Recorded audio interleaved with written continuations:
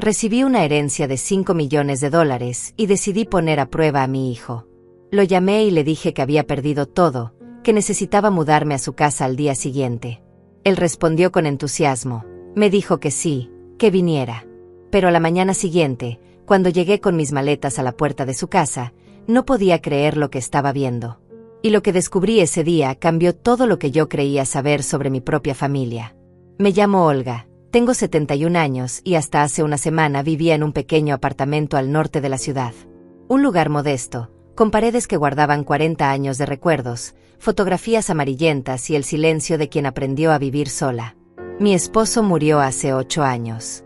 Desde entonces, la vida se convirtió en una rutina silenciosa. Despertaba, preparaba café, miraba por la ventana y esperaba. Esperaba que, no lo sé. Tal vez esperaba sentir algo otra vez. Tal vez esperaba que alguien tocara la puerta y me recordara que todavía importaba.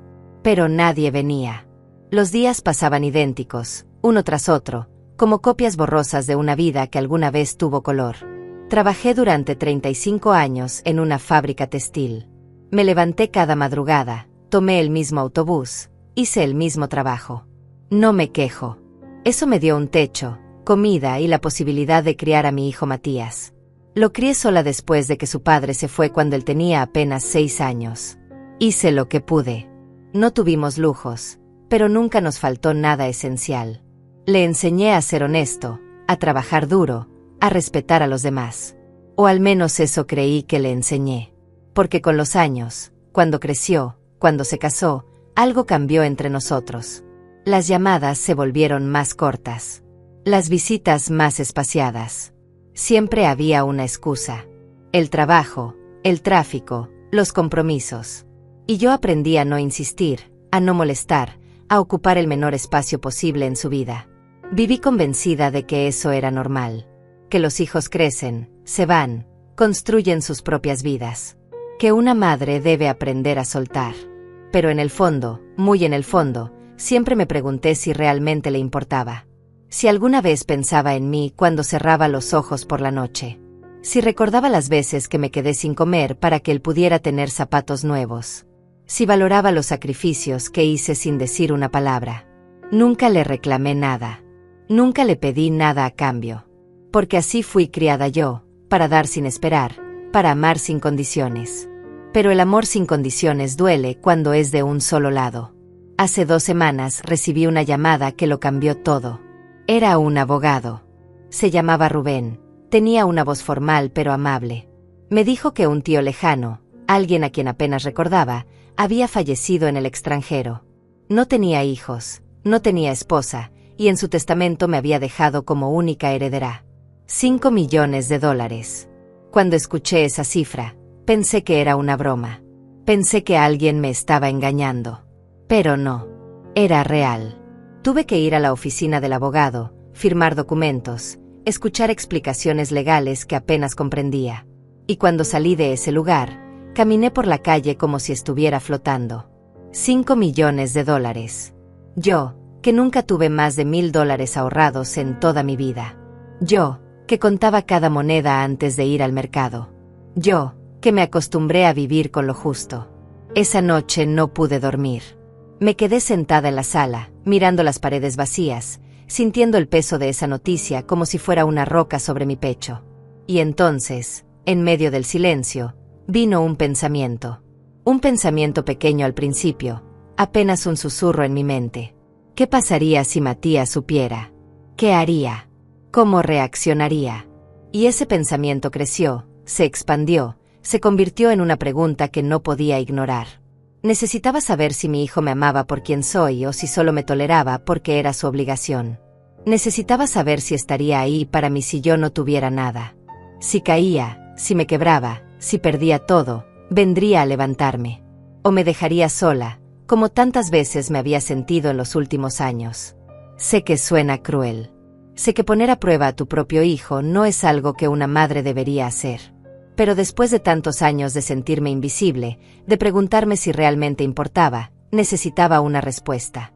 Necesitaba saber la verdad. Aunque doliera. Aunque me rompiera el corazón. Porque vivir en la duda es peor que vivir en la certeza, incluso si esa certeza es dolorosa. Así que tomé una decisión. No le diría nada sobre la herencia. En lugar de eso, le haría creer que había perdido todo, que estaba en una situación desesperada, que necesitaba su ayuda. Y dependiendo de su reacción, sabría quién era realmente mi hijo. Sabría si los valores que intenté inculcarle todavía vivían en él o si se habían perdido en el camino. Pasé 3 días preparándome. Ensayé las palabras en mi cabeza una y otra vez. Pensé en cada detalle de la mentira que estaba a punto de contar. Me dolía hacerlo. Me dolía tener que mentirle. Pero necesitaba esa verdad más de lo que necesitaba mantener la paz. Porque la paz construida sobre la duda no es paz, es solo una tregua incómoda con la realidad. Y yo ya estaba cansada de vivir en esa tregua. Quería saber. Necesitaba saber. Finalmente llegó el día. Era un martes por la tarde, alrededor de las 5. Me senté en el sofá de la sala, con el teléfono en la mano, sintiendo cómo me temblaban los dedos. Respiré hondo varias veces, tratando de calmar los nervios que me recorrían el cuerpo como corriente eléctrica. Marqué el número de Matías. Sonó una vez, 2 veces, 3. Cada timbre se sentía eterno. Estuve a punto de colgar, de olvidar todo ese plan absurdo, de conformarme con no saber. Pero entonces escuché su voz. «Hola mamá», me dijo. Sonaba distraído, como si estuviera haciendo otra cosa mientras hablaba conmigo. Escuché ruido de fondo, tal vez la televisión o música. Sentí un nudo en la garganta, pero seguí adelante. «Matías, necesito hablar contigo», le dije con voz temblorosa. Pasó algo muy grave. Hubo un silencio breve del otro lado. «¿Qué pasó, mamá? ¿Estás bien?», preguntó con un tono que intentaba sonar preocupado, pero que todavía tenía ese aire de estar a medias presente en la conversación. «Perdí todo», le dije. Las palabras salieron más fácil de lo que esperaba, como si mi boca hubiera decidido creer su propia mentira. Tuve problemas con el banco, con unas deudas que no pude pagar. Me van a quitar el apartamento. No tengo a dónde ir. No tengo dinero para rentar otro lugar. Hice una pausa, dejé que el silencio hiciera su trabajo. Necesito quedarme contigo un tiempo, Matías. Solo hasta que pueda resolverlo. No será mucho tiempo, te lo prometo. Solo necesito un lugar donde dormir mientras encuentro la manera de salir adelante. El silencio que siguió fue diferente, más pesado. Podía casi escuchar sus pensamientos al otro lado de la línea. Imaginé su rostro, sus ojos buscando una salida, una excusa. Esperé. Conté los segundos en mi cabeza. 1, 2, 3, 4. Y entonces habló. «Claro, mamá. Ven. Puedes quedarte con nosotros el tiempo que necesites. No te preocupes por nada. Mañana mismo puedes venir. Prepararé el cuarto de huéspedes. Todo va a estar bien». Sentí algo raro en el pecho cuando escuché esas palabras. Era una mezcla de alivio y culpa. Alivio porque mi hijo había dicho que sí, que me recibiría, que no me dejaría en la calle. Culpa porque le estaba mintiendo, porque estaba manipulando la situación para obtener una respuesta. Pero también había algo más, algo que no podía definir con claridad. Una pequeña alarma en mi intuición que me decía que su respuesta había sido demasiado rápida, demasiado perfecta. Como si hubiera estado esperando que yo dijera exactamente eso. Como si ya supiera qué decir. «Gracias, mi amor», le respondí con voz quebrada, dejando que las lágrimas que amenazaban con salir dieran autenticidad a mi actuación. «No sabes cuánto significa esto para mí. Mañana temprano estaré allá con mis cosas». «No lleves mucho, mamá», me interrumpió. «Solo lo esencial. Aquí no hay tanto espacio, pero nos acomodaremos». «Sí, sí, claro», le dije. «Solo unas maletas. Nos vemos mañana entonces». «Descansa, mamá», me dijo antes de colgar. «Todo va a salir bien». Cuando terminó la llamada me quedé ahí sentada, con el teléfono todavía en la mano, mirando la pantalla que se había puesto negra. Había funcionado. Matías me había dicho que sí. Me había abierto las puertas de su casa. Debería sentirme feliz, aliviada, orgullosa de haber criado a un hijo capaz de ayudar a su madre en un momento difícil. Pero esa sensación extraña no se iba. Esa pequeña voz en mi cabeza que susurraba que algo no estaba bien. Traté de ignorarla. Me dije a mí misma que estaba siendo paranoica, que mis propias mentiras me estaban haciendo dudar de todo, que mi hijo había respondido exactamente como debía responder un buen hijo. Pero la duda ya estaba plantada, creciendo como mala hierba en mi mente. Esa noche empaqué 2 maletas. Puse ropa, algunos artículos de higiene personal, fotografías viejas, un libro que nunca terminé de leer. Mientras doblaba cada prenda, mientras guardaba cada objeto, me sentía como si estuviera preparándome para un viaje sin retorno. Como si al cruzar la puerta de la casa de Matías al día siguiente, algo fundamental fuera a cambiar para siempre. No sabía qué exactamente, pero lo sentía en los huesos. Esa certeza silenciosa que solo la experiencia y los años te dan. Dormí poco. Me desperté varias veces durante la noche, mirando el techo, escuchando los sonidos de la madrugada. Los autos ocasionales que pasaban por la calle, el ladrido lejano de un perro, el zumbido del refrigerador. A las 6 de la mañana ya estaba despierta, sentada en la cocina con una taza de café frío entre las manos. Miré alrededor. Ese apartamento había sido mi refugio durante tanto tiempo. Cada rincón tenía una historia. La mancha en la pared donde Matías había lanzado una pelota de niño. La ventana desde donde solía verlo jugar en la calle. La mesa donde cenamos juntos miles de veces, donde hice su tarea con él, donde celebramos sus cumpleaños con tortas sencillas y velas baratas. Todo eso seguía ahí, intacto, esperándome. Pero yo estaba a punto de salir hacia lo desconocido. A las 8 de la mañana llamé un taxi.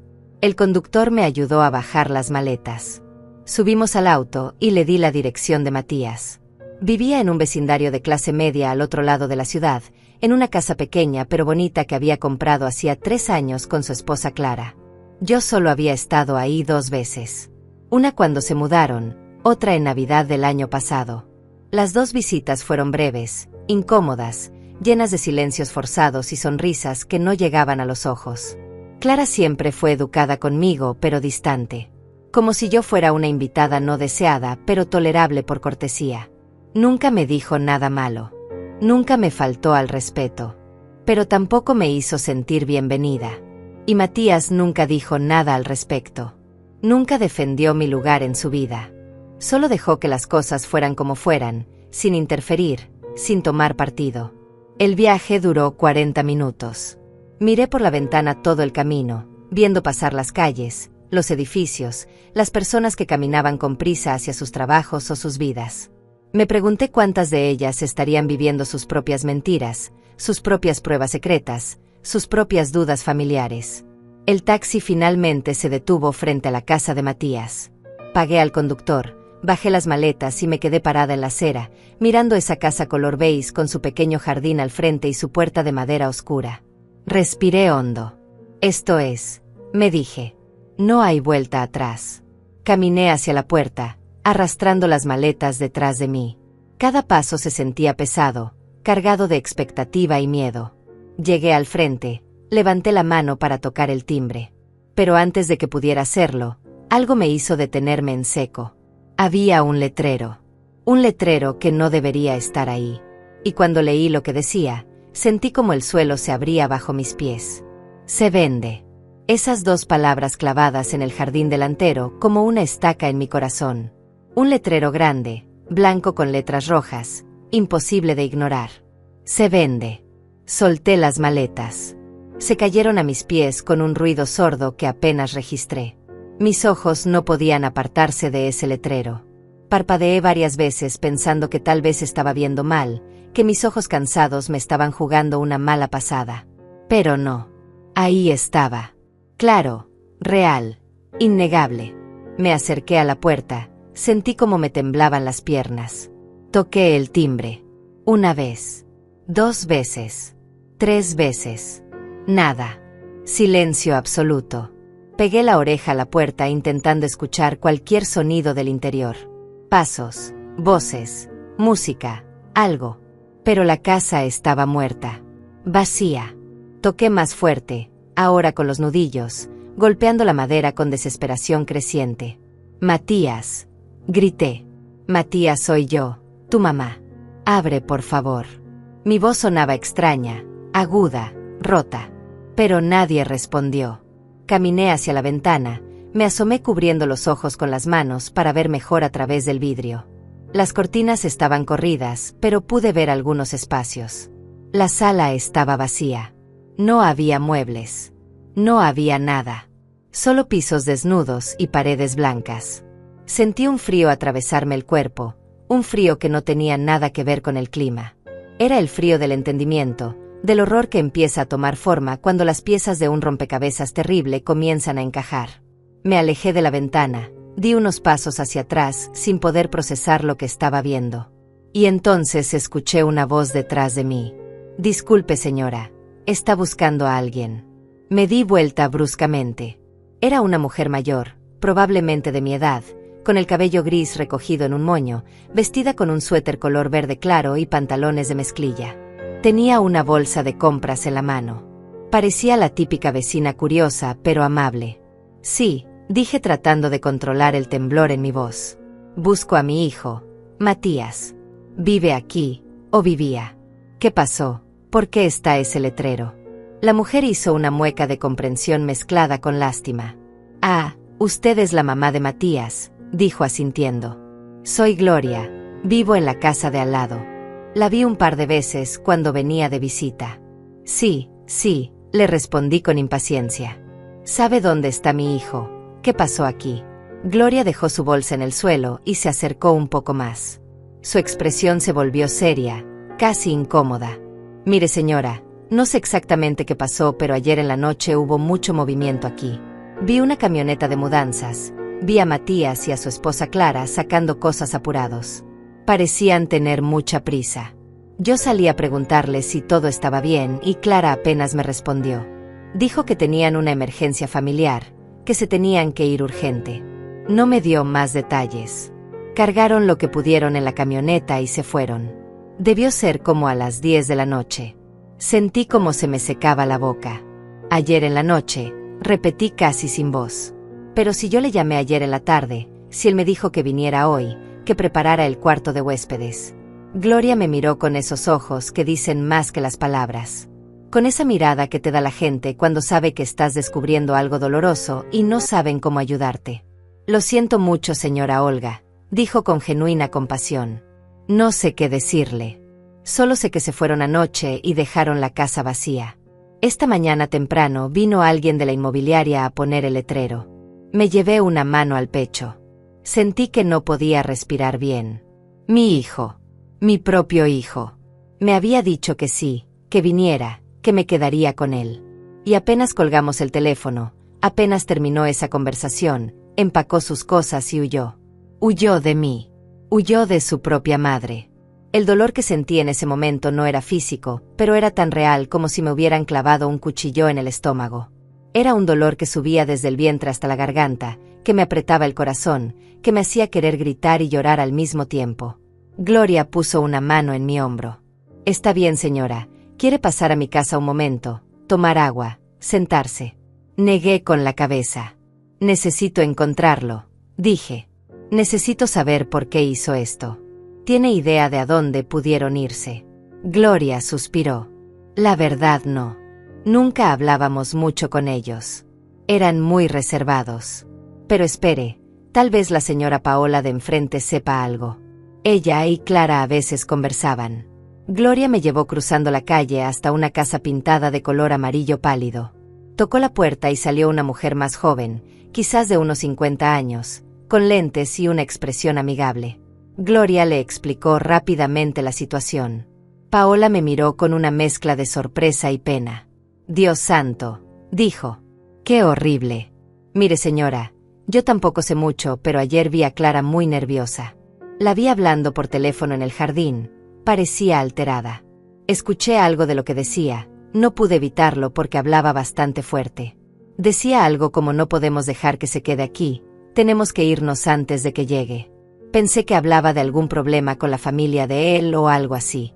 Pero ahora que me cuenta esto, creo que hablaba de usted». Las palabras de Paola cayeron sobre mí como piedras. «No podemos dejar que se quede aquí. Tenemos que irnos antes de que llegue. Antes de que yo llegara». Mi propia nuera había convencido a mi hijo de abandonar su casa, de huir, de dejarme plantada en la puerta como si fuera una extraña indeseable. Y Matías había aceptado. No había luchado. No me había defendido. Simplemente había hecho las maletas y se había ido. Me apoyé en el marco de la puerta de Paola. Sentí que las piernas no me respondían bien. Las dos mujeres me sostuvieron, me ayudaron a sentarme en un escalón. Respire, señora Olga, me decía Gloria. Respire profundo. Pero no podía. El aire no entraba bien a mis pulmones. Todo daba vueltas. Años. Años de sacrificios, de noches sin dormir, de trabajar hasta destrozarme las manos. Años de darle todo lo que pude con lo poco que tenía. Y ahora esto. Esta traición silenciosa, cobarde, escondida detrás de un letrero de se vende. Paola entró a su casa y volvió con un vaso de agua. Me lo dio y bebí despacio, sintiendo como el líquido frío bajaba por mi garganta. Señora, dijo Paola con voz suave, no quiero meterme donde no me llaman, pero creo que usted merece saber algo más. Ayer en la mañana, antes de que se fueran, vi a Clara hablando con un vecino del otro lado. Le estaba preguntando si conocía apartamentos baratos para rentar en otra zona. Dijo algo como necesitamos desaparecer un tiempo, no queremos que nadie sepa dónde estamos. El vecino le recomendó un lugar hacia el sur de la ciudad, cerca del mercado central. No sé si fueron para allá, pero es lo único que escuché. Sur de la ciudad. Cerca del mercado central. Era un área que yo conocía bien. Había vivido ahí hace muchos años, cuando Matías era pequeño. Era un barrio modesto, con edificios viejos y rentas accesibles. El tipo de lugar donde alguien se escondería si no quisiera ser encontrado, pero tampoco pudiera pagar mucho. Guardé esa información en mi mente como un tesoro doloroso. Me puse de pie lentamente.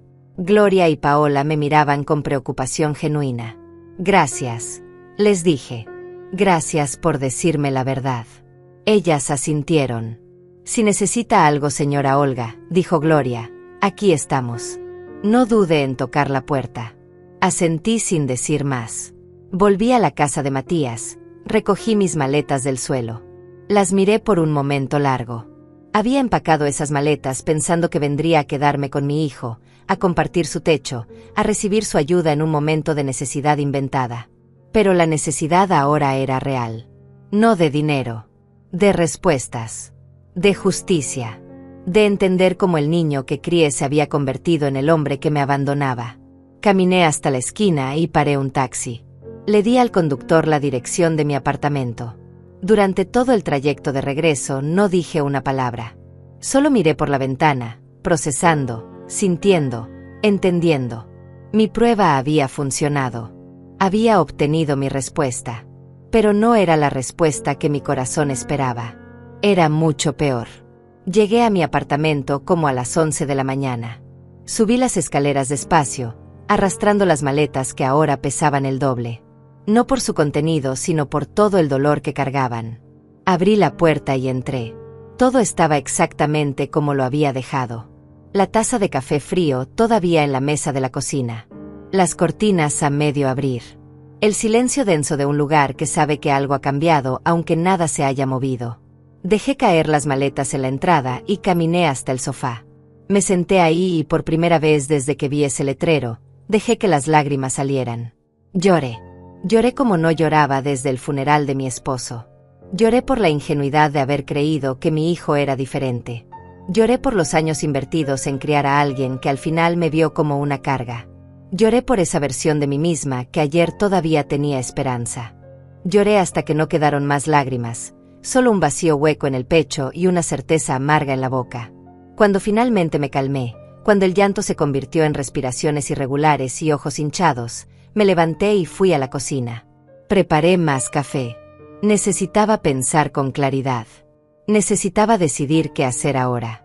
Porque una cosa era clara, esto no se iba a quedar así.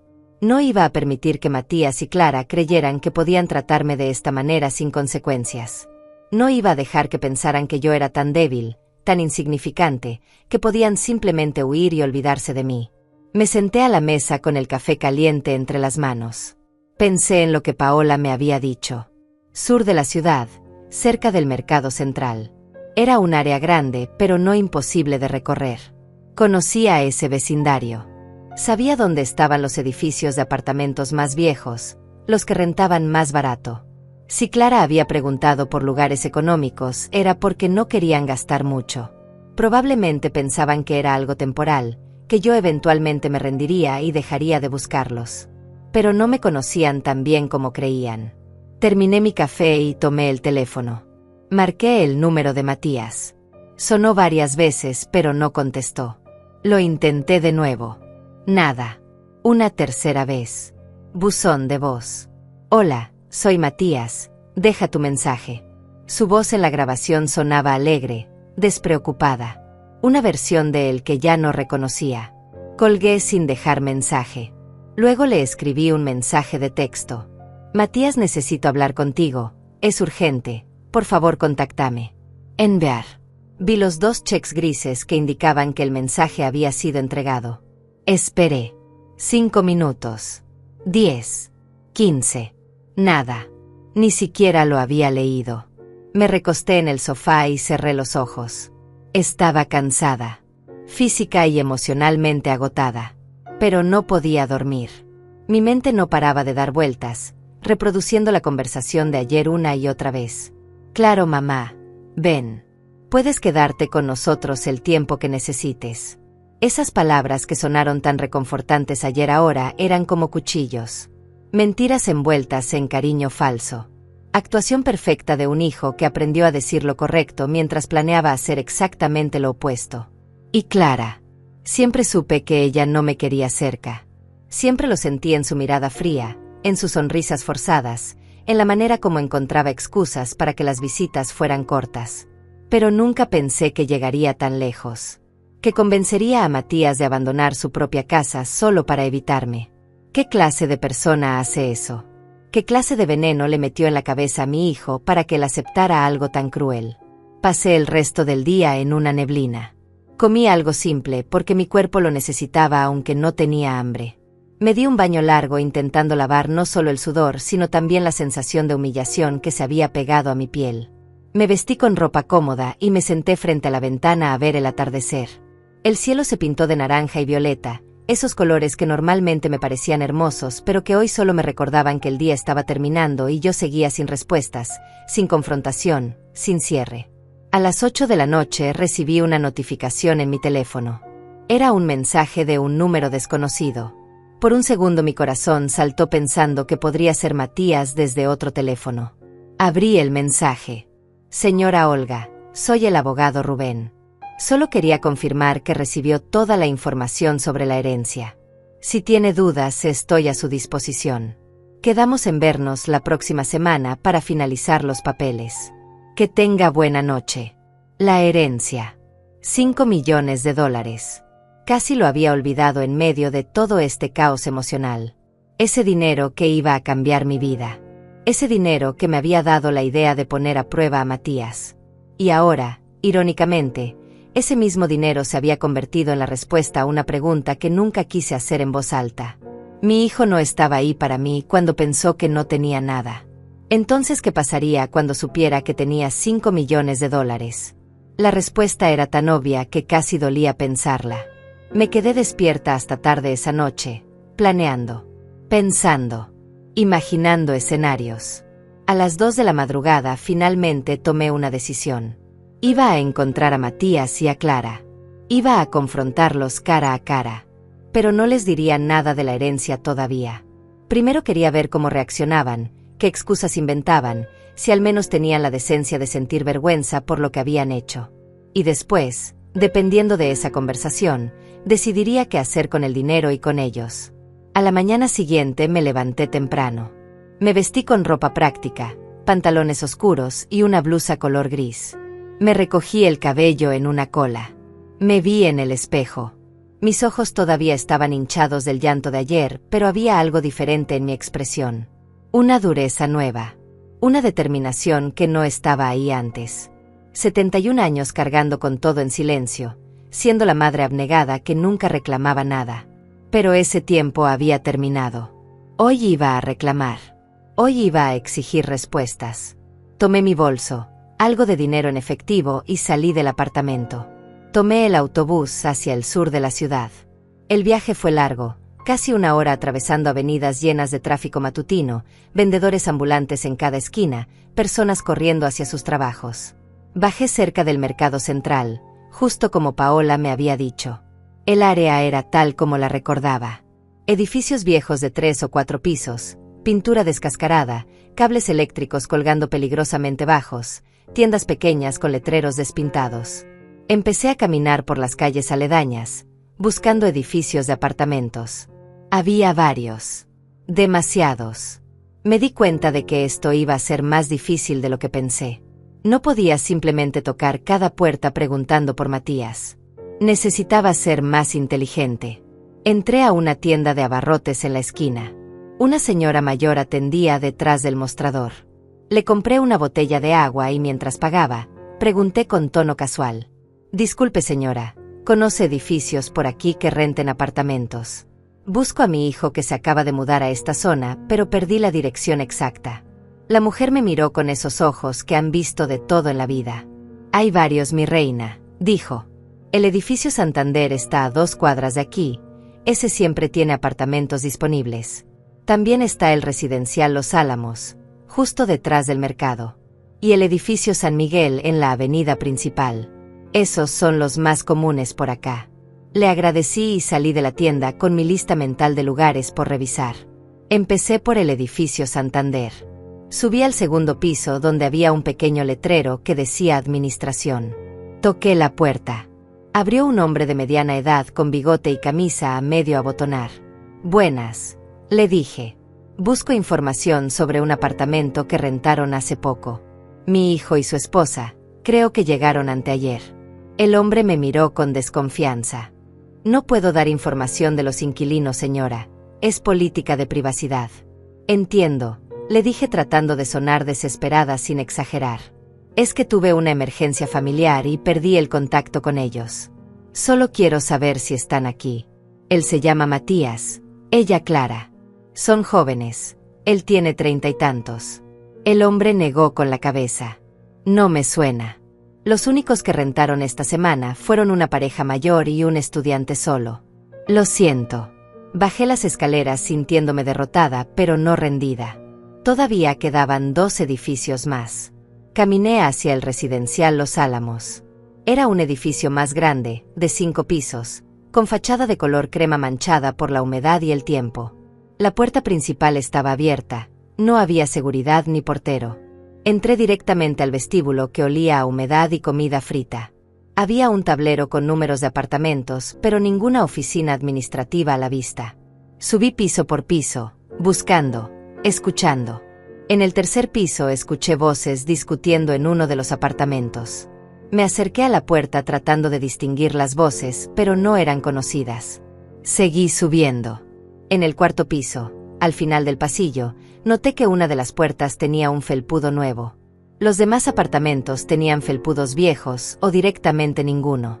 Ese detalle me llamó la atención. Me acerqué despacio, con el corazón golpeándome el pecho.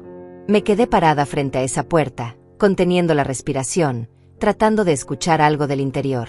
Silencio. Nada. Toqué suavemente. 1 vez. 2 veces. Esperé. Nada. Volví a tocar un poco más fuerte. Todavía nada. Bajé frustrada. Tal vez no era ese edificio. Tal vez me estaba obsesionando sin razón. Salí a la calle y caminé hacia el edificio San Miguel en la avenida principal. Era el más alejado de los 3. Me tomó 15 minutos llegar caminando. Cuando llegué vi que era un edificio más ordenado que los anteriores, con una puerta de vidrio en la entrada y un interfono. Había una lista de nombres al lado de los botones. Empecé a leerlos uno por uno. Apartamento 201, familia Rodríguez. 202, J. Mendoza. 203, sin nombre. 204, M. Vega. M. Vega. Matías Vega. Ese era el apellido de mi hijo. Sentí como se me aceleraba el pulso. Podría ser una coincidencia. Podría ser otra persona. Pero algo en mi instinto me decía que no. Presioné el botón del apartamento 204. Esperé. Nada. Volví a presionar manteniéndolo más tiempo. Silencio. Presioné una tercera vez. Y entonces, finalmente, escuché la voz de Clara a través del interfono. «¿Quién es?», dijo con tono molesto, impaciente. Me quedé congelada por un segundo. Era ella. Los había encontrado. Tragué saliva y hablé con voz lo más calmada que pude. «Clara, soy yo, Olga.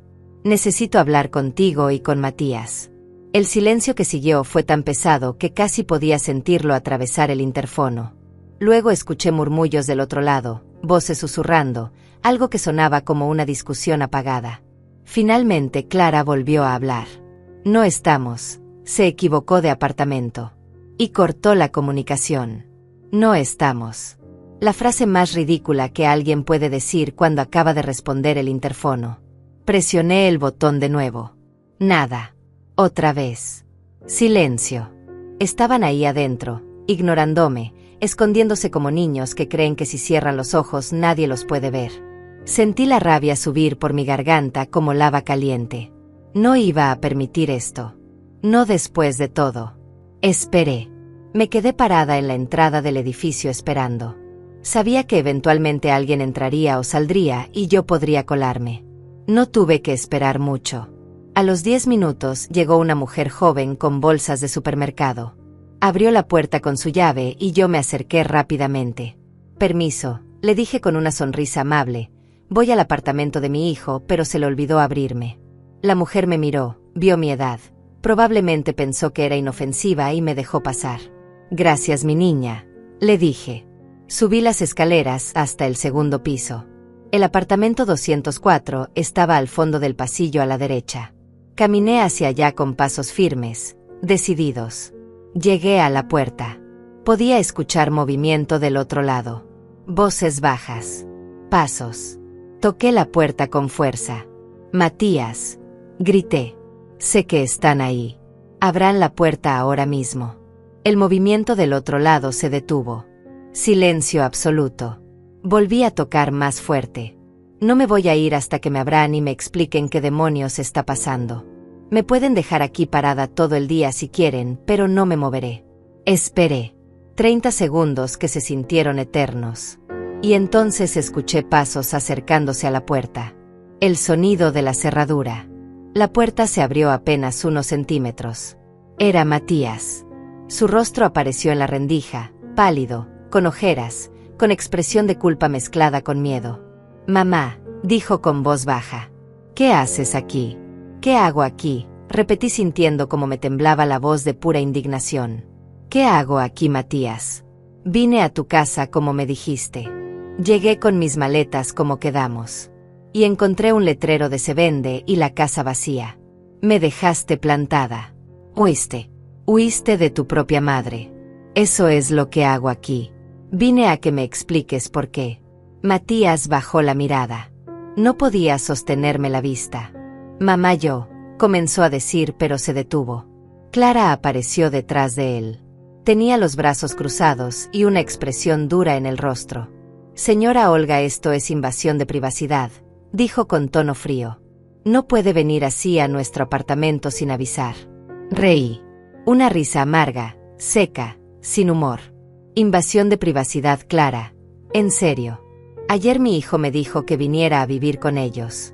Me dijo que preparara mis cosas. Y ustedes huyeron en medio de la noche. ¿Quién invadió la confianza de quién aquí?». Matías finalmente levantó la vista. «Mamá, no fue así», dijo. «Fue una emergencia. Tuvimos que mudarnos rápido y...». «No me mientas», lo interrumpí. «Los vecinos me lo contaron todo. Escucharon a Clara decir que tenían que irse antes de que yo llegara. No fue una emergencia, Matías. Fue una huida.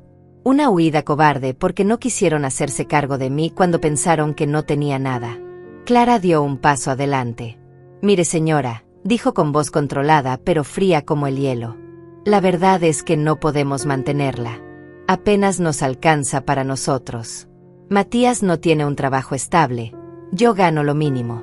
No tenemos espacio ni recursos para otra persona». Él quiso decirle que sí porque le dio lástima, pero yo le hice ver la realidad. «No podemos. Y punto». Sus palabras eran como bofetadas. Cada frase calculada para herir. Pero lo que más me dolió fue ver a Matías ahí parado, sin defender nada, sin decir nada, solo sintiendo tímidamente a todo lo que su esposa decía. Entonces, ¿por qué no me dijiste la verdad?, le pregunté directamente a mi hijo, ignorando a Clara. ¿Por qué no tuviste el valor de decirme que no podías ayudarme? ¿Por qué mentir? ¿Por qué hacerme creer que sí y luego huir como un ladrón en la noche? Matías abrió la boca, pero Clara habló primero. Porque usted no entiende, señora. Usted siempre ha sido así, dramática, manipuladora, siempre haciéndose la víctima. Matías me contó cómo era cuando él era niño, siempre recordándole todo lo que usted sacrificó por él, haciéndolo sentir culpable por existir. Y ahora viene con este cuento de que perdió todo. ¿Cómo sabemos que es verdad? ¿Cómo sabemos que no es otra de sus manipulaciones para obligar a Matías a hacerse cargo de usted para siempre? Sentí como se me cortaba la respiración. Manipuladora. Dramática. Haciéndolo sentir culpable por existir. Esas palabras saliendo de la boca de Clara, pero claramente plantadas ahí por conversaciones privadas con mi hijo. Conversaciones donde Matías había reinterpretado toda su infancia, donde había convertido mis sacrificios en cargas, mi amor en manipulación. Miré a Matías buscando alguna señal de que él no creía eso, de que Clara estaba exagerando. Pero él seguía ahí, callado, con la cabeza gacha, sin contradecir nada.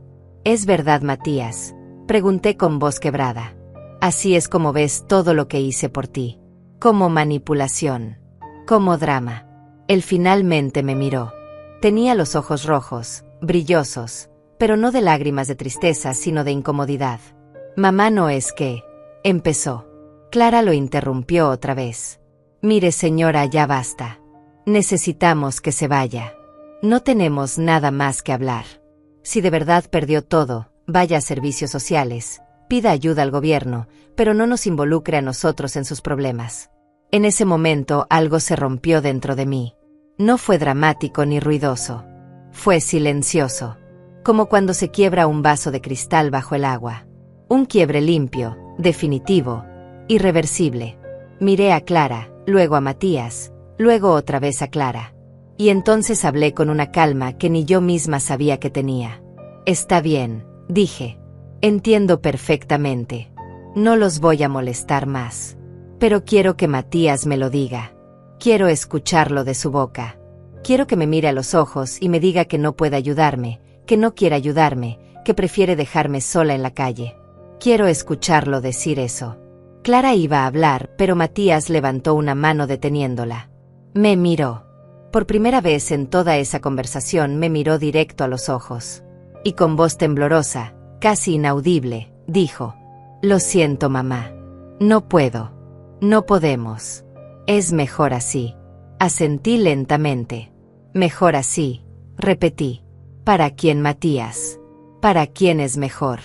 Él no respondió. Solo bajó la mirada otra vez. Clara cerró la puerta en mi cara sin decir una palabra más. Escuché el sonido de la cerradura girando. Me quedé ahí parada en ese pasillo vacío, mirando la puerta cerrada, procesando lo que acababa de pasar. Me alejé de esa puerta despacio, como si estuviera caminando en medio de una pesadilla de la que no podía despertar. Bajé las escaleras agarrándome del barandal porque sentía las piernas débiles, temblorosas. Salí del edificio a la luz del mediodía. El sol estaba alto, brillante, indiferente a mi dolor. La gente pasaba a mi alrededor, ocupada en sus propias vidas, sin idea de que yo acababa de perder algo fundamental. No había perdido a mi hijo en ese momento. Lo había perdido hace mucho tiempo. Solo que ahora finalmente lo sabía. Caminé sin rumbo fijo durante varios minutos. Mis pies me llevaron hacia una pequeña plaza que había cerca del mercado. Me senté en una banca de concreto bajo la sombra de un árbol viejo. Había niños jugando a lo lejos, madres vigilándolos, vendedores ambulantes ofreciendo frutas y refrescos. La vida continuaba como siempre. El mundo no se detenía porque mi corazón estuviera hecho pedazos. Saqué mi teléfono y lo miré por largo rato sin saber qué hacer con él. Parte de mí quería llamar a alguien, contarle a alguien lo que había pasado. ¿Pero a quién? No tenía amigas cercanas. Mis compañeras de trabajo se habían distanciado después de mi jubilación. Mi familia era pequeña y dispersa. Estaba sola. Completamente sola. Y esa soledad ahora tenía un peso diferente. Antes era soledad de circunstancia. Ahora era soledad de abandono, de rechazo, de ser considerada una carga por la única persona que debería haberme valorado incondicionalmente. Pensé en Clara, en sus palabras venenosas, dramática, manipuladora, haciéndolo sentir culpable por existir. ¿Cómo era posible que alguien reinterpretara el amor de esa manera? ¿Cómo era posible que trabajar 3 turnos para comprarle útiles escolares fuera manipulación? Que renunciar a mis propios sueños para que él pudiera estudiar fuera hacerlo sentir culpable. Que darle todo lo que tenía, todo lo que era, se convirtiera en algo negativo en su narrativa adulta. Y lo peor no era que Clara pensara eso. Lo peor era que Matías lo había permitido. Lo había aceptado. Lo había hecho suyo. Me pregunté en qué momento se torció todo. ¿En qué momento mi hijo dejó de verme como su madre y empezó a verme como un obstáculo? Tal vez fue gradual. Tal vez Clara fue sembrando esas ideas poco a poco, año tras año, envenenando cada recuerdo con su interpretación retorcida. O tal vez Matías siempre fue así y yo no quise verlo. Tal vez fui yo la ciega, la que construyó una imagen idealizada de su hijo que nunca correspondió con la realidad. Tal vez el niño agradecido que yo recordaba nunca existió realmente. Cerré los ojos y respiré profundo. El aire entraba a mis pulmones llenándolos de oxígeno, pero no de alivio. Nada aliviaba el dolor que sentía.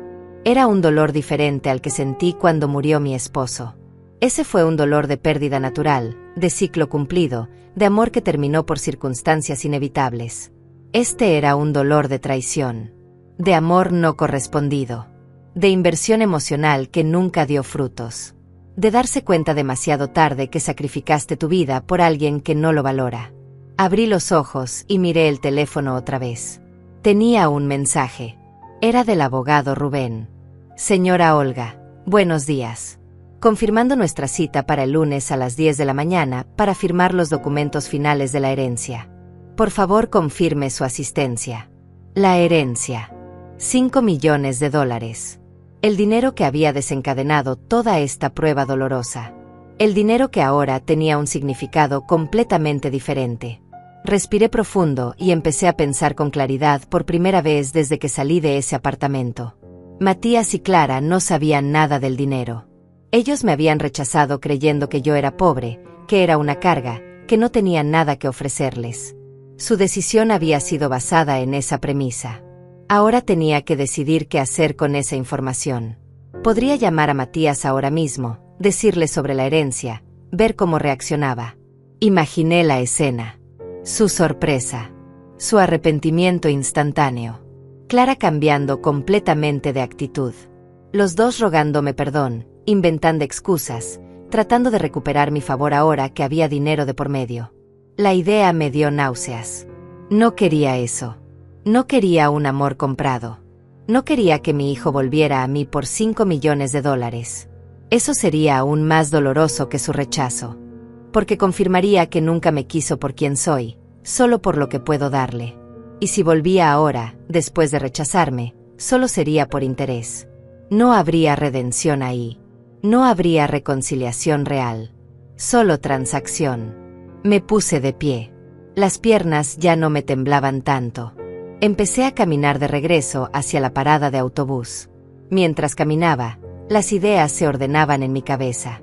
Matías había tomado su decisión. Había elegido. Eligió a Clara sobre mí. Eligió la comodidad sobre la responsabilidad. Eligió el egoísmo sobre el amor filial. Esa elección dolía, pero al menos era clara. Ahora me tocaba a mí elegir. Y mi elección no iba a ser impulsada por venganza ni por dolor. Iba a ser impulsada por dignidad. Llegué a la parada y esperé el autobús. Cuando subí, busqué un asiento junto a la ventana. Durante todo el trayecto de regreso a casa estuve pensando, procesando, planeando. Para cuando llegué a mi apartamento ya había tomado varias decisiones. La primera, no le diría nada a Matías sobre la herencia. Al menos no todavía. No hasta que yo decidiera exactamente qué hacer con ese dinero y con nuestra relación. La segunda, necesitaba tiempo para sanar. Para procesar este dolor sin presiones ni decisiones apresuradas. La tercera, y tal vez la más importante, necesitaba redefinir quién era yo sin Matías en el centro de mi vida. Entré a mi apartamento y por primera vez en días realmente lo miré. Ese lugar pequeño con sus paredes viejas y sus muebles desgastados. Ese lugar que había sido mi refugio durante tanto tiempo. Ahora podría comprar algo mejor. Podría comprar una casa grande en un buen vecindario. Podría viajar. Podría hacer todas esas cosas que nunca pude hacer porque siempre estaba ahorrando, siempre pensando en el futuro, siempre sacrificándome. ¿Y por quién? Por un hijo que me consideraba una manipuladora. Por un hijo que huyó de mí en medio de la noche. Me serví un vaso de agua y me senté a la mesa de la cocina. Saqué una libreta vieja que tenía guardada en un cajón. Escribir siempre me había ayudado a pensar. Empecé a hacer una lista. Cosas que quiero hacer con mi vida. La primera línea me tomó varios minutos escribirla porque implicaba admitir algo difícil. Aprender a vivir para mí misma. No para Matías. No para nadie más. Para mí. Seguí escribiendo. Buscar una terapista. Sí, necesitaba hablar con alguien profesional sobre todo esto. Necesitaba procesar el dolor de manera saludable. Viajar a lugares que siempre quise conocer. Retomar hobbies que abandoné. Hacer nuevas amistades. Ayudar a otras personas, tal vez voluntariado en algún refugio o centro comunitario. Usar el dinero para hacer algo bueno en el mundo, algo que me diera propósito más allá de ser madre. Mientras escribía sentía algo extraño. No era felicidad. Todavía estaba lejos de eso. Pero era algo parecido a liberación. Como si al escribir esas palabras estuviera finalmente permitiéndome existir fuera del rol de madre abnegada. Como si después de 71 años estuviera descubriendo que podía ser más que eso. Que debía ser más que eso. Esa noche dormí mejor de lo esperado. No bien, pero mejor. Soñé cosas confusas, fragmentos de memorias mezcladas con escenas inventadas. Matías de niño jugando en el parque. Clara cerrándome la puerta en la cara. Mi esposo sonriéndome desde algún lugar lejano. El abogado Rubén entregándome un cheque gigante. Todo mezclado en esa lógica sin sentido de los sueños. Me desperté temprano al día siguiente. Era sábado. Preparé café, me duché, me vestí. Me sentía diferente. Todavía dolida, todavía procesando, pero diferente. Más fuerte tal vez. O tal vez solo más resignada. Tomé mi teléfono y escribí un mensaje al abogado Rubén. Buenos días. Confirmo asistencia para el lunes a las 10. También quisiera consultarle sobre opciones para invertir o donar parte de la herencia. Necesito asesoría. Gracias. Enviar. Luego abrí el chat de Matías. Nuestro último intercambio era de hace 2 días. Mi mensaje sin leer. Mi llamada sin contestar. Empecé a escribir. Matías, después de lo que pasó ayer entiendo tu posición. No te voy a molestar más. Cada quien toma sus decisiones y las consecuencias que vienen con ellas. Ojalá algún día entiendas lo que perdiste. No dinero ni cosas materiales.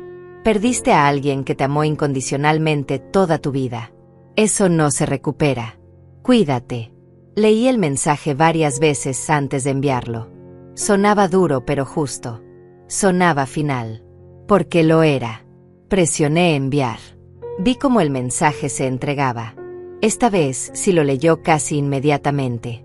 Los 2 cheques se volvieron azules. Esperé. Vi los 3 puntos que indicaban que estaba escribiendo algo. Los puntos aparecieron y desaparecieron varias veces. Finalmente llegó su respuesta. Mamá, por favor, no seas así. Dame tiempo para arreglar las cosas con Clara. Esto es complicado. No es que no te quiera. Solo necesito espacio ahora. Leí su mensaje y sentí una mezcla de emociones. Parte de mí quería creerle. Quería aferrarme a esa pequeña muestra de que todavía le importaba. Pero otra parte, la parte que había madurado dolorosamente los últimos días, sabía que esas eran solo palabras vacías. Excusas. Migajas emocionales lanzadas para mantenerme cerca por si acaso me necesitaba en el futuro. No respondí. Dejé el mensaje en visto y guardé el teléfono. El resto del fin de semana pasó en una extraña calma. No volví a escribirle a Matías y él tampoco insistió más. Pasé el tiempo organizando mi apartamento, leyendo, viendo películas viejas que encontré en un canal de televisión. Cosas simples que me mantenían ocupada sin exigirme demasiado emocionalmente. El domingo en la tarde llamé a una antigua compañera de trabajo, Lidia, con quien había perdido contacto. Hablamos por casi una hora. Le conté una versión resumida de lo que había pasado, sin mencionar la herencia. Ella me escuchó con paciencia y al final me dijo algo que se me quedó grabado. Olga, los hijos no son proyectos de inversión. Son personas independientes que toman sus propias decisiones. A veces esas decisiones nos duelen, pero no podemos vivir nuestras vidas esperando que ellos nos validen. Sus palabras eran simples pero ciertas. El lunes llegó rápido. Me levanté temprano, me arreglé con cuidado. Elegí un vestido color café claro que hacía años no usaba, me peiné bien, incluso me puse un poco de maquillaje. Quería verme presentable, digna. No como la mujer rota que había sido los últimos días, sino como la mujer que estaba tratando de reconstruirse. Tomé un taxi hasta la oficina del abogado Rubén. El edificio estaba en el centro de la ciudad, una torre moderna de vidrio y acero que contrastaba con mi mundo de apartamentos viejos y calles polvorientas. Subí al piso 12 en un elevador silencioso con música suave de fondo. La oficina de Rubén era elegante pero acogedora. Pisos de madera, muebles de cuero color caramelo, cuadros abstractos en las paredes. La recepcionista me recibió con una sonrisa y me ofreció café. Acepté. Minutos después Rubén salió a saludarme. Era un hombre de unos 50 años, cabello canoso perfectamente peinado, traje oscuro impecable, expresión amable pero profesional.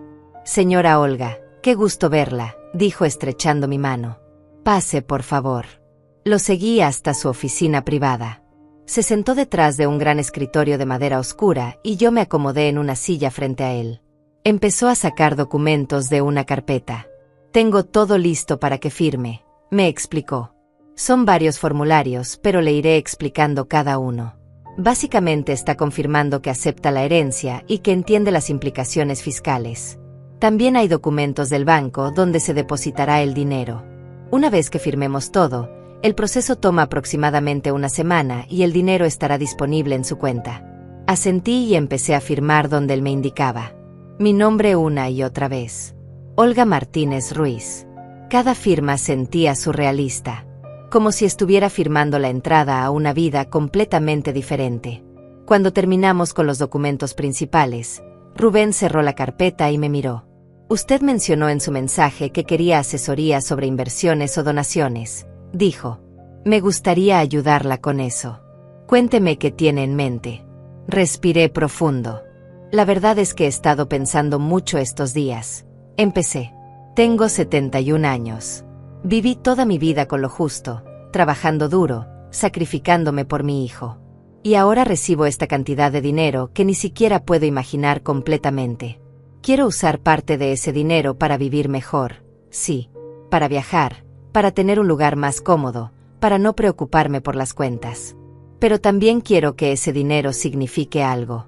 Quiero ayudar a otras personas, especialmente a mujeres mayores que están solas, que fueron abandonadas por sus familias, que no tienen recursos. Rubén asintió tomando notas. Esa es una idea noble, señora Olga, dijo. Hay varias maneras de estructurar esto. Podríamos establecer un fondo de donaciones, crear una fundación pequeña, o simplemente hacer donaciones directas a organizaciones existentes que trabajen con esa población. Cada opción tiene diferentes implicaciones legales y fiscales. Me gustaría que me diera unos días para preparar un plan detallado con opciones y podemos reunirnos nuevamente para discutirlo. Perfecto, le dije. Hay algo más. Hice una pausa, dudando si debía contarle. Pero necesitaba decirlo en voz alta. Mi hijo no sabe de esta herencia. Tuve problemas con él recientemente. Él me rechazó cuando pensó que no tenía nada. Y ahora no sé si alguna vez debería decirle. No sé cómo manejar esa situación. Rubén me miró con una expresión que mezclaba profesionalismo con genuina empatía.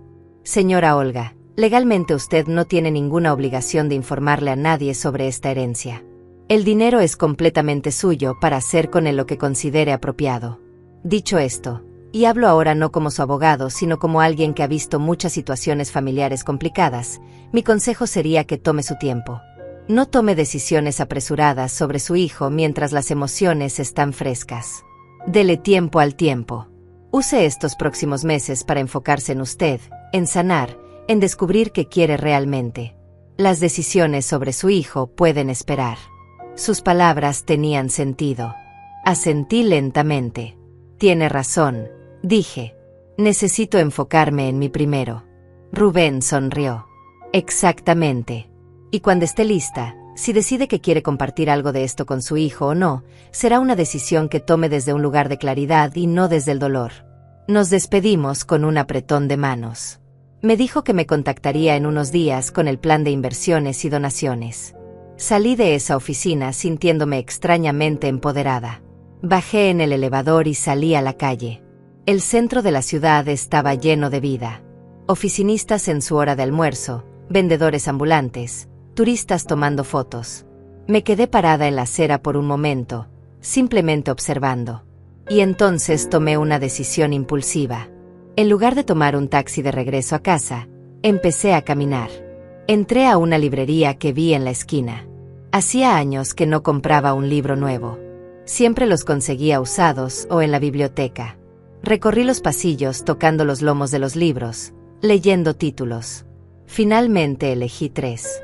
Uno sobre viajes por Europa, otro sobre meditación y sanación emocional, y uno de poesía contemporánea. En la caja, cuando la cajera me dio el total, saqué mi tarjeta sin pensarlo 2 veces. $75. Antes eso hubiera sido una fortuna para mí. Ahora era insignificante. Pero el acto de comprarlo, de no tener que contar cada moneda, se sintió como un pequeño acto de libertad. Salí de la librería con mi bolsa de libros y seguí caminando. Pasé frente a un restaurante elegante con mesas en la terraza. Me detuve. Miré el menú exhibido en la entrada. Platos que costaban lo que yo solía gastar en comida para toda una semana. Entré. El mesero me recibió con cortesía y me llevó a una mesa junto a la ventana. Pedí un plato de pasta con mariscos y una copa de vino blanco. Mientras esperaba mi comida, miré a mi alrededor. Parejas conversando, grupos de amigos riendo, personas solas como yo pero todas pareciendo cómodas en su propia compañía. Cuando llegó mi comida estaba deliciosa. Cada bocado era una pequeña celebración. No de la herencia en sí, sino de permitirme finalmente disfrutar algo sin culpa, sin pensar si debería estar ahorrando ese dinero para otra cosa o para otra persona. Comí despacio, saboreando. Bebí el vino sintiendo cómo relajaba mis hombros tensos. Y cuando terminé y pagué la cuenta, $120 con propina incluida, me sentí bien. No feliz todavía, pero bien. Caminé un poco más antes de finalmente tomar un taxi a casa. Cuando llegué a mi apartamento eran casi las 4 de la tarde. Revisé mi teléfono. Tenía 2 mensajes. Uno era de Lidia preguntando cómo estaba. El otro era de Matías. Mi corazón dio un pequeño salto cuando vi su nombre. Abrí el mensaje. Mamá, necesito hablar contigo. Es importante. Podemos vernos.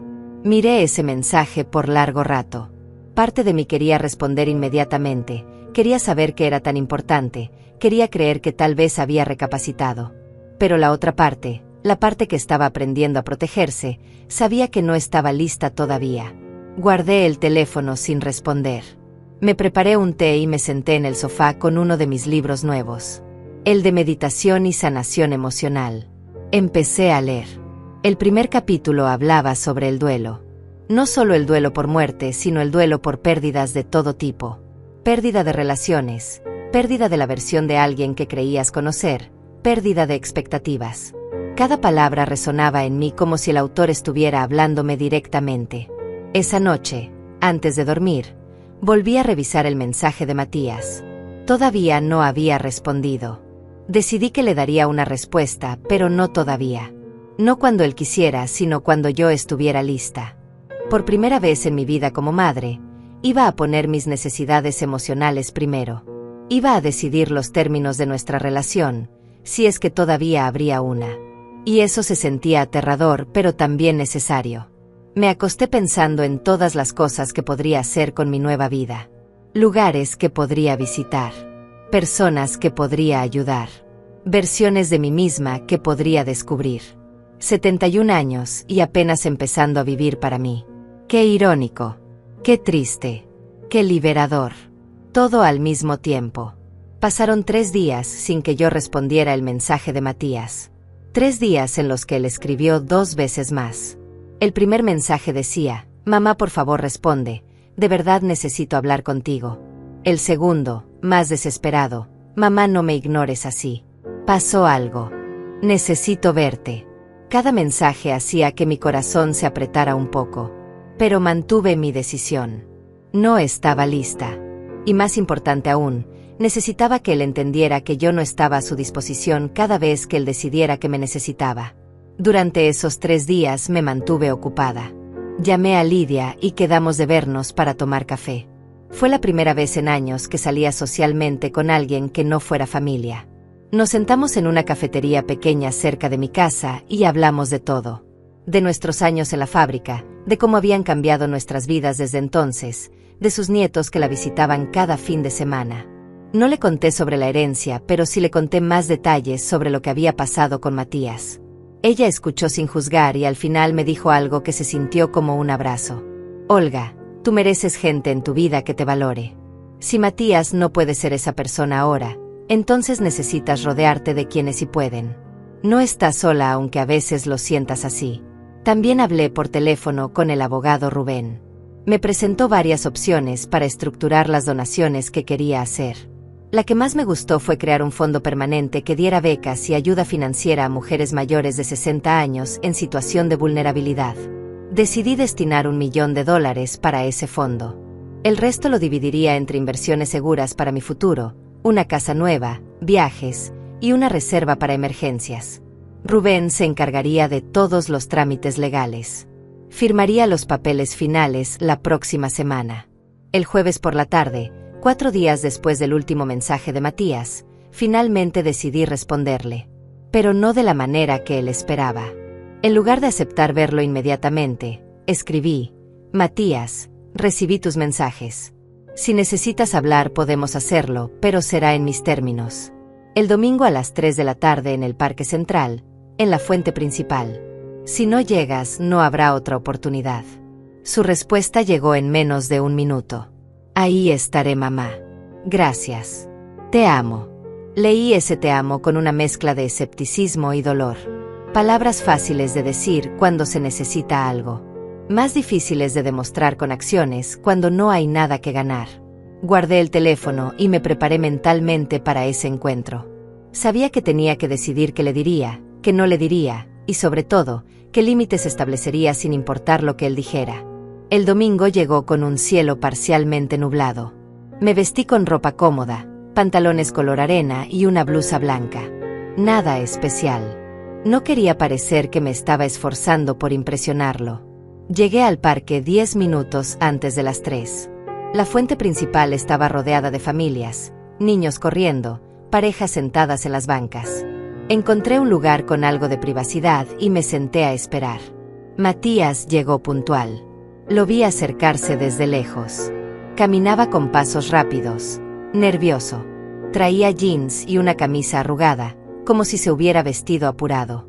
Cuando llegó a donde yo estaba, se detuvo a 1 metro de distancia. Mamá, dijo con voz temblorosa. Gracias por aceptar verme. Asentí sin decir nada. Me senté y él se sentó a mi lado en la banca, dejando un espacio prudente entre nosotros. Hubo un silencio incómodo. Finalmente yo hablé. Dijiste que necesitabas hablar. Te escucho. Matías respiró profundo. Mamá, las cosas con Clara no están bien. Empezó. Desde que tú viniste al apartamento hemos estado peleando mucho. Ella dice cosas horribles sobre ti y yo ya no aguanto más. Me di cuenta de que tenías razón. Me di cuenta de que fui un cobarde. Hice una pausa esperando que continuara. Y me dejó, dijo con voz quebrada. Hace 2 días me dijo que se iba, que yo era un inútil, que nunca iba a llegar a nada. Empacó sus cosas y se fue. Me dejó con la renta del apartamento, con las deudas, con todo. Y yo no sé qué hacer, mamá. No sé cómo voy a pagar todo. Por eso necesitaba verte. Necesito tu ayuda. Ahí estaba. La verdad detrás de su urgencia. La verdad detrás de sus te amo y sus necesito verte.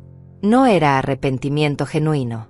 No era remordimiento por cómo me había tratado. Era necesidad. Otra vez. Siempre necesidad. Lo miré a los ojos. Matías, le dije con voz calmada pero firme, déjame ver si entendí bien. Cuando pensaste que yo no tenía nada, cuando supuestamente había perdido todo y necesitaba un lugar donde quedarme, tú y Clara huyeron. Me dejaron parada en la puerta con mis maletas. Clara me dijo que era manipuladora, dramática, una carga. Y tú no dijiste nada. No me defendiste. No pusiste límites. Simplemente aceptaste todo lo que ella dijo y me cerraste la puerta en la cara. Él bajó la mirada. Lo sé, mamá, lo sé. Cometí un error terrible. Continué. Y ahora que Clara te dejó, ahora que te encuentras solo con problemas económicos, ahora sí te acuerdas de mí. Ahora sí necesitas a tu mamá. No porque me ames. No porque realmente te arrepientas. Sino porque te sirvo. Porque necesitas algo de mí. Él levantó la vista con lágrimas en los ojos. No, mamá, no es así, protestó. De verdad me arrepiento. De verdad me di cuenta del error que cometí. Te necesito, sí, pero no solo por dinero. Te necesito porque eres mi mamá y me siento horrible por lo que hice. Sus lágrimas parecían reales. Su dolor parecía genuino. Pero yo ya no era la misma mujer que hace una semana hubiera caído ante esas lágrimas. Ya no era la madre que se conformaba con migajas de arrepentimiento. Matías, le dije, durante 30 y tantos años yo estuve ahí para ti cada vez que me necesitaste. Cada vez. Sin condiciones. Sin preguntas. Te di todo lo que tenía, todo lo que era. Y la primera vez, la única vez que yo te necesité a ti, me fallaste. No solo me fallaste. Me abandonaste de la manera más cruel posible. Pero mamá, puedo cambiar, dijo con desesperación. Dame una oportunidad de demostrártelo. Me quedé en silencio por un momento largo. Luego hablé. Hay algo que necesitas saber, Matías. Algo que cambia todo el contexto de esta situación. Él me miró confundido. ¿Qué cosa, mamá? Respiré profundo. Nunca perdí nada. Nunca estuve en problemas económicos. Todo fue una prueba. Hace 2 semanas recibí una herencia de un tío lejano. $5 millones. Quería saber si estarías ahí para mí si yo no tuviera nada. Y obtuve mi respuesta. El rostro de Matías cambió. Pasó de la confusión al shock, del shock a la comprensión, de la comprensión al horror. ¿Qué? Susurró. 5 millones. ¿Y tú?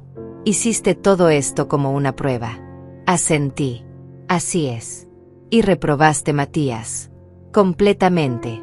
Él se puso de pie bruscamente. No puedo creer esto, dijo con voz que empezaba a subir de volumen. Me pusiste una trampa. Me manipulaste. Esto es exactamente lo que Clara decía de ti. Eres manipuladora, mamá. ¿Cómo pudiste hacerme esto? Me puse de pie también, mirándolo directo a los ojos. Yo te hice esto, Matías. Yo te puse una prueba así. Una prueba que cualquier hijo decente hubiera pasado sin problema. Te pedí ayuda creyendo que no tenía nada y tú huiste. Esa fue tu elección. No la mía. Tú elegiste abandonarme. Yo solo creé las circunstancias para ver tu verdadero carácter. Y lo vi. Lo vi claramente. Él negó con la cabeza, visiblemente alterado. ¿Y ahora qué, mamá? Viniste aquí a restregármelo en la cara. A decirme que tienes millones mientras yo estoy quebrado. A vengarte. No vine a vengarme, le dije. Vine a decirte la verdad. Y a establecer límites.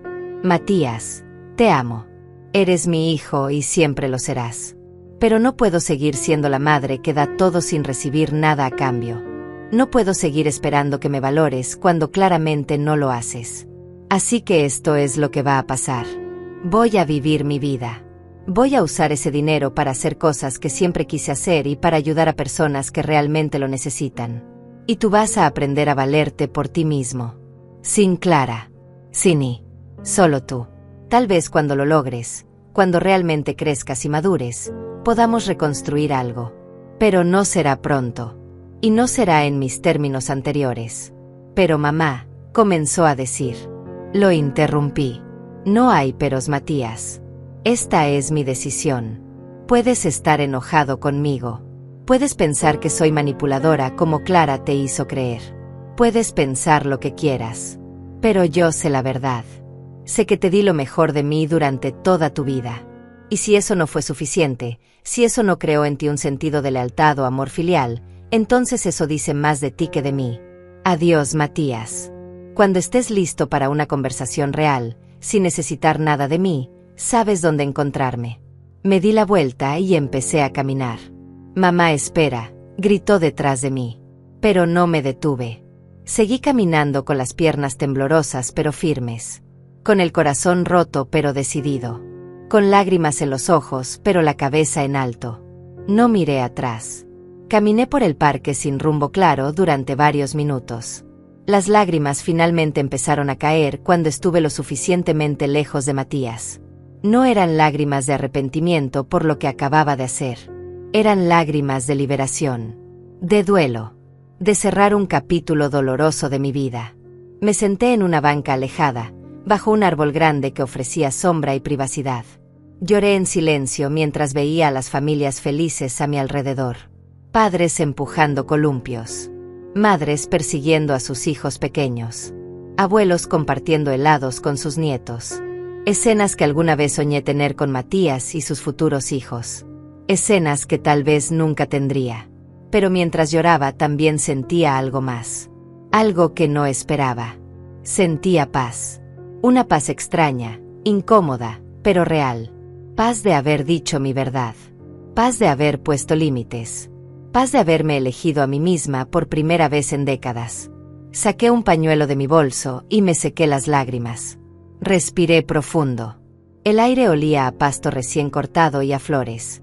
El sol empezaba a bajar en el horizonte, pintando el cielo de tonos naranjas y rosados. La vida continuaba. Y yo también continuaría. Me quedé sentada ahí hasta que el sol se ocultó completamente. Luego me levanté y caminé hacia la salida del parque. Tomé un taxi a casa. Durante el trayecto miré por la ventana sin pensar en nada específico. Solo observando la ciudad pasar. Las luces encendiéndose en los edificios. La gente saliendo de restaurantes y cines. El mundo girando indiferente a mi pequeño drama personal. Y eso estaba bien. No necesitaba que el mundo se detuviera por mí. Solo necesitaba encontrar mi lugar en él. Llegué a mi apartamento y lo primero que hice fue prepararme un té. Me senté en el sofá con la taza caliente entre las manos y encendí la televisión. Puse un canal de documentales sobre naturaleza. Imágenes de montañas, océanos, bosques. Lugares que algún día visitaría. Lugares que ahora podía visitar. Bebí mi té despacio mientras las imágenes me transportaban lejos de mi apartamento, lejos de mis preocupaciones, lejos del dolor. Esa noche dormí profundamente. No soñé nada que recordara. Solo un sueño negro, reparador, necesario. Me desperté el lunes sintiéndome diferente. Más ligera. Como si hubiera dejado un peso enorme en ese parque ayer. Me preparé café, desayuné bien, y me senté a planear mi día. Primero, llamaría a Rubén para confirmar que quería proceder con todos los planes que habíamos discutido. Segundo, empezaría a buscar casas. No quería algo demasiado grande ni ostentoso. Solo un lugar más cómodo, con buena luz natural, tal vez un pequeño jardín. Tercero, investigaría sobre clases de pintura o cerámica. Siempre quise aprender algún arte, pero nunca tuve tiempo ni dinero. Llamé a Rubén a las 9 de la mañana. Le confirmé todo. Él me dijo que el dinero ya estaba disponible en mi cuenta, que los papeles del fondo de donaciones estarían listos para firmar el viernes. También me recomendó una agente de bienes raíces de confianza para buscar casa. Le agradecí y colgué sintiéndome productiva, con propósito. Los siguientes días fueron una mezcla de actividades nuevas y momentos de reflexión. Visité 5 casas con la agente de bienes raíces. La quinta era perfecta. Una casa pequeña de 2 habitaciones en un vecindario tranquilo. Tenía un jardín con árboles frutales, ventanas grandes que dejaban entrar mucha luz, y una cocina espaciosa. El precio era razonable, $300,000. Hice una oferta ese mismo día. Fue aceptada. Los trámites tomarían un mes, pero ya tenía mi nuevo hogar. También me inscribí en una clase de acuarela que se daba los martes y jueves en un centro comunitario cerca de mi futura casa. La primera clase fue intimidante. Yo era la mayor del grupo, pero todos fueron amables. La profesora, una mujer joven llamada Maribel, fue especialmente paciente conmigo. Al final de la clase había pintado algo que vagamente parecía una puesta de sol. No era bueno, pero era mío. Y eso me llenó de una alegría inesperada. Matías no volvió a contactarme durante esas semanas. Parte de mí se preguntaba cómo estaría. Si habría conseguido resolver sus problemas. Si seguía enojado conmigo. Si algún día entendería. Pero no lo busqué. Mantuve mi palabra. La pelota estaba en su cancha ahora. Él tenía que decidir qué tipo de relación quería tener conmigo, si es que quería tener alguna. Un mes después me mudé a mi nueva casa. Lidia me ayudó con el proceso. Contraté una empresa de mudanzas que trasladó mis pocas pertenencias del apartamento viejo a la casa nueva. Compré muebles nuevos. Una cama cómoda, un sofá amplio color gris, una mesa de comedor de madera clara. Decoré las paredes con cuadros que compré en galerías locales. Planté flores en el jardín. Lentamente, día a día, ese espacio vacío se fue convirtiendo en mi hogar. En un reflejo de quien yo era ahora. No quien había sido. También empecé el trabajo con el fondo de donaciones. Rubén me conectó con una organización que trabajaba con mujeres mayores en situación vulnerable. Visité el centro, conocí a algunas de las mujeres que se beneficiarían del fondo. Escuché sus historias. Viudas sin pensión. Mujeres abandonadas por sus familias. Mujeres que trabajaron toda su vida sin ahorros porque todo fue para sus hijos. Historias que resonaban tanto con la mía que a veces tenía que salir a respirar aire fresco para no llorar frente a ellas. Ver el impacto directo del dinero, ver cómo cambiaba vidas, le daba un propósito a todo lo que había pasado. La herencia ya no era solo dinero. Era una herramienta de transformación. No solo para mí sino para otras mujeres que merecían dignidad en sus años dorados. Eso me daba paz. Eso me daba sentido. 2 meses después de nuestra última conversación recibí una carta. Era de Matías. No un mensaje de texto. Una carta física, escrita a mano, enviada por correo. La vi en mi buzón y el corazón me dio un vuelco. La llevé adentro, me preparé un té, y me senté en mi nuevo sofá a leerla. La letra era de Matías. Reconocería esa caligrafía en cualquier lugar. Mamá. Empezaba. No sé si leerás esto. No sé si me perdonarás algún día. Pero necesito escribirte aunque no respondas. Han pasado 2 meses desde el parque.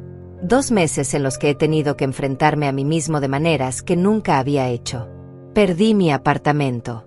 Estoy viviendo en un cuarto rentado compartiendo baño con otros 3 inquilinos. Conseguí un trabajo en una bodega cargando cajas. No es glamoroso, pero es honesto. Estoy pagando mis deudas poco a poco. La carta continuaba. Al principio estaba furioso contigo. Pensaba que me habías engañado, que me habías puesto una trampa cruel. Pero con el tiempo empecé a entender. No me pusiste una trampa, mamá. Me diste una oportunidad de ser el hijo que debí ser siempre. Y fallé. Fallé porque Clara me había convencido de que tú eras el problema. Porque era más fácil culparte a ti que asumir mi responsabilidad. Porque nunca crecí realmente. Mis ojos se llenaron de lágrimas leyendo sus palabras. Continuaba. Ahora entiendo todo lo que sacrificaste por mí. Ahora que tengo que trabajar duro solo para pagar el alquiler, entiendo lo que significaba que tú trabajaras 3 turnos para darme útiles escolares. Ahora que estoy solo, entiendo el valor de tener a alguien que te ama incondicionalmente. Y perdí eso. Perdí a la única persona que siempre estuvo ahí para mí. Por cobarde. Por egoísta. Por ciego. La última parte de la carta decía: no te escribo para pedirte dinero. No te escribo para pedirte que me perdones todavía. Sé que no me lo merezco. Te escribo para decirte que lo siento. De verdad lo siento, mamá. Y que estoy trabajando en ser mejor. En ser el hombre que tú merecías como hijo. No sé si algún día podremos reconstruir nuestra relación. Pero quiero que sepas que te amo. Siempre te amé. Solo que no supe demostrarlo. Cuídate, mamá. Matías. Terminé de leer la carta con lágrimas corriendo por mis mejillas. No eran lágrimas de tristeza. Eran lágrimas de algo complejo. Esperanza mezclada con cautela. Amor mezclado con dolor. Doblé la carta cuidadosamente y la guardé en un cajón de mi escritorio. No respondería todavía. Todavía no estaba lista. Pero la guardé. Porque tal vez algún día lo estaría.